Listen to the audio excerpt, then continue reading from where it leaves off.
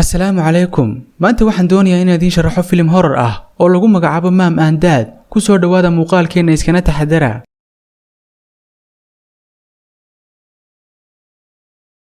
Qoys ka kooban 4 qof oo ku nool magaalo ku taala duleedka dalka Mareykanka. waalidiinta qoyskan waxa lagu kala magacaabaa Brent iyo Kendall. waxay si xad dhaaf ah u jecel yihiin carruurtooda, laakiin waxay ka xun yihiin sida ay noloshoodu isu bedeshay kadib markii ay dhaleen. wiilka guriga ugu yaray waa 7 jir, waxaana lagu magacaabaa Josh. halka curadda guriga ay tahay gabadh lagu magacaabo Carly. bilowga filimka waxay Carly telefoon kula hadlaysaa saaxiibkeed Demon. waalidkeed ma jecla ninka ay la hadlayso, laakiin Carly dan iyo heela kama laha waalidkeed nacaybka ay u hayaan saaxiibkeed. waxay qorsheynayaan inay kulmaan fiidka dambe marka uu Demon soo dhameystay imtixaanka finalka ee dugsiga.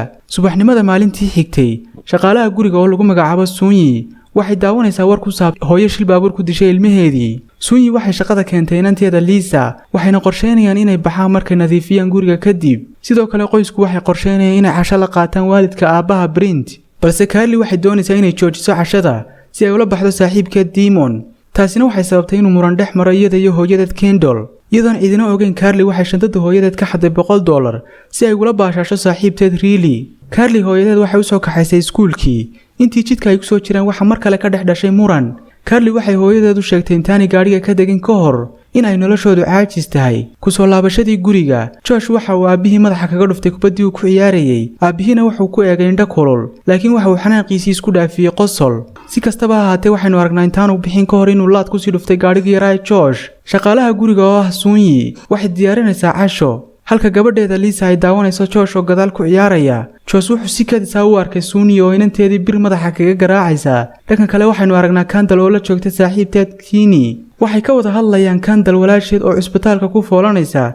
Kendall waxay si kadis ah u weyday lacagteedii, waxayna ku andacoonaysaa inay had iyo jeer gabadheedu ka xado lacagta. waxayna sheegtay cid aan Carly hayn inaanay lacagteedii xadin. Carly waxay ku jirtaa fasalka, macallinkana waxa uu soo dhacaya telefoon laga codsanayo inuu soo diro mid ka mid ah ardayda.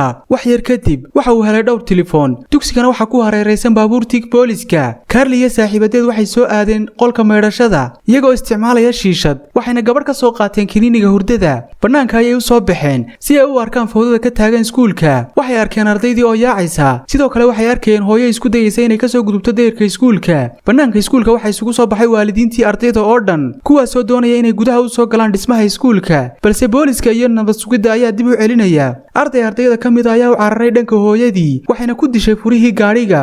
intaa kadib waxaa xadhkaha soo goostay waalidiintii bannaanka taagnaa, waxaana uu waalid kasta doonayay inuu ilmihiisa nafta dhaafiyo. barxaddii iskuulku waxay isku beddeshay goob dagaal. Carly iyo Riley waxay maareeyeen naftoodii, waxayna ku baxsadeen gaadhigii Riley iyagoo la yaaban waxa ka socday iskuulka, waxayna u jihaysteen guriga Riley. dhanka kale, Carly saaxiibkeed Demon waxa uu ku sugan yahay hoolka imtixaanka. waxa uu hadhay 1 saac. bannaanka waxa taagan waalidiintii ardayda oo sugaya. kormeeruhu wuxuu moodayaa arrin iska caadiya. Demon ayaa dhameeyay imtixaankii, waxaana uu ka soo baxay hoolkii. gadaashiisa waxaynu aragnaa waalidiintii oo ku hordaya carruurtooda. Demon waxa uu wacay Carly, waxaana uu sheegay inuu imtixaankii ugu soo dhammaaday si wacan. markii uu guriga yimi, waxa uu arkay aabihii oo sakhraansan. waxa uu bilaabay inuu wasakhda ka nadiifiyo guriga. aabihii ayaa bilaabay inuu dilo wiilkiisii. dagaal iyo muran badan kadib, waxa si kadis ah dhulka ugu dhacay aabihii, waxaana dhuunta ka mudday quraarad waanu geeriyooday. isla waqtigaa Kendall waxay ku jirtaa baabuurkeeda, waxayna dib u xasuusanaysaa kulankii guuldaraystay ee ay la yeelatay booskeedii hore, kaasoo sheegay haddii ay shaqo doonayso inuu la sameeyo xidhiidh hoose. Kendall markay aragtay waxa ku soo kordhay nolosheedii, way niyad jabtay. iyadoo barooranaysa waxa ku soo dhacay telefoonkeeda, waxaana loo sheegay inay walaasheed foolatay. Kendall waxay u carartay cusbitaalka, waxaana ay aragtay dad daawanaya war ku saabsan waalidiinta dilaya carruurtooda. intii aanay dhegaysan waxa uu yeedhay walaasheed. Jenna waxay dhashay gabadh caafimaad qabta, waxayna ku haysaa gacmaheeda, laakiin si kadis ah waxaynu aragnaa iyadoo isku dayaysa inay ciijiso. waxay gacanta ku haysataa 2 maqas oo ay doonayso inay ku disho gabadheeda, laakiin Kendall ayaa ilmaha gacanteeda ka daftay, waxayna ula soo baxday bannaanka. Kendall aad ayay u ooyeysaa, waxayna kalkaalisada weydiinaysaa waxa socda. kalkaalisadu waxay ilmaha geynaysaa meel nabdoon, iyadoo ku andacoonaysa in dhammaan waalidiintu ay waala yihiin. cusbitaalka qaybta dhallaanka, aabbayaashu waxay daaqadda ka eegayaan dhallaankooda, iyagoo diyaar u ah inay weeraraan wakhti kasta.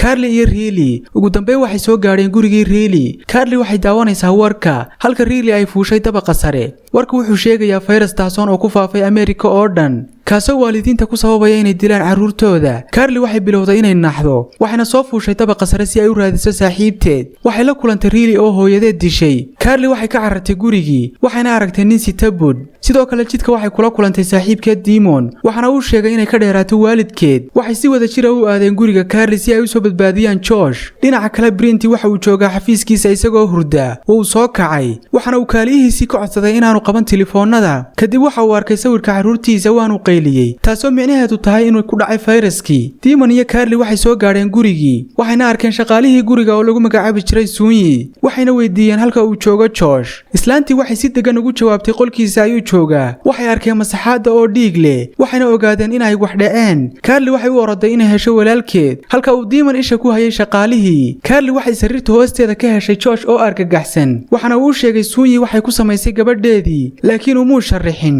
Sunyi way baxday markii ay nadiifsay guriga kadib laakiin Brent ayaa yimi isla markiiba waxa uu soo galay gurigii waxa uu arkay Demon oo ku jira jikada wuxuuna ku amray inuu ka baxo gurigiisa Josh ayaa maqlay codka aabihii waxaana uu ka soo baxay sariirtii Carly waxay ka codsatay inuu si degdeg ah u ordo Brent wuxuu qarka u saaran yahay inuu weeraro Demon balse wuxuu maqlay Josh oo ugu yeedhaya magaciisa marka uu arkay caruurtiisii waxa uu lumiyay kantaroolkii waanu weeraray Demon waxa uu isku dayay inuu badbaadiyo laakiin may suurtagelin waxaana uu ku dhuftay nabar uu la miirbeelay Brent isagoo eryanaya caruurtiisa waxa uu ku siibtay gaadhigii yaraa Josh taasina waxay fursad siisay caruurtii si ay ugu cararaan qolka hoose una soo xidhaan dhanka kale Kendall waxay ku soo jirtaa jidka iyadoo ka timi cusbitaalka waxay gaadhiga u wadaa si xawli ah iyadoo rajaynaysa inay caruurteedu caafimaad qabaan waxay si kadisa u joojisay gaadhigii waxayna ku dhacay fayraskii waxay soo gaadhay gurigeedii Kendall iyo Brent waxay si wada jir u garaacayaan albaabkii iyagoo caruurtooda ka dalbanaya inay soo baxaan Kendall waxay soo saartay miishaar koronto ah waxayna isku dayaysaa inay jabiso albaabka halka Brent uu aaday qolka kale si uu soo qaato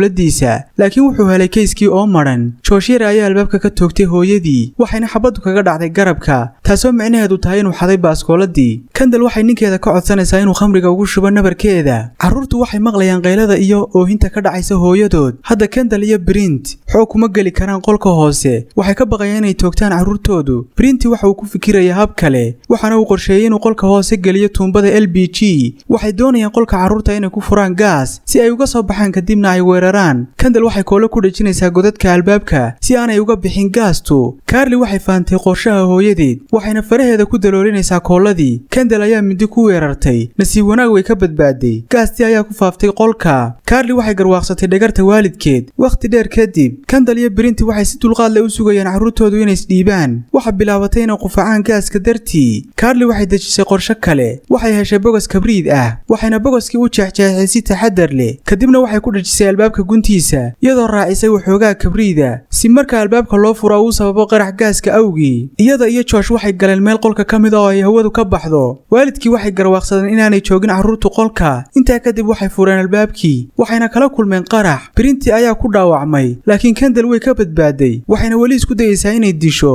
laakiin waxa badbaadiyay Demon oo soo miirsaday isaga iyo Carly waxay xakameeyeen Kendall waxayna ku xidheen qolka armaajada laakiin waxa uu suurta gashay inay ka soo baxdo waxayna dhaawac u geysatay Demon dagaal badan kadib waxay madaxa kaga dhufatay bir waxaana uu ku dhacay meel hoose intaa kadib waxa soo kacay Brent isaga iyo Kendall waxay u soo socdaan sidii ay u dilahayeen caruurta laakiin ka hor waxa soo dhacay gambaleelka albaabka waxaana soo garaacay waalidiinta Brent albaabkii ayuu furay isla markiiba waa la weeraray gudaha ayay soo galeen Brent waxa uu weeraray Josh isagana waxa weeraray aabihii dhanka kale jikada waxa ku loolamaya Kendall iyo hooyada Brent waxayna u sheegaysaa inaanay dilin wiilkeeda markii ay diidana waxay ku dhufatay bir waxayna soo eryatay Carly sidoo kale sodohdii waxay soo weerartay Kendall intaa kadib Brent ayaa si kadis u jiray hooyadii waana dhimatay sidoo kale waxa meesha ku dhintay Brent aabihii isagana waxa soo gaaray dhaawac shilka awgii dhanka kale Demon oo wali nool ayaa Kendall bir madaxa kaga dhuftay waxaana labadii waalid lagu xidhay guriga halka ay caruurtiina daawanayso waxayna isku dayeen inay khiyaameeyaan oo ay sheegaan inay wali caadi yihiin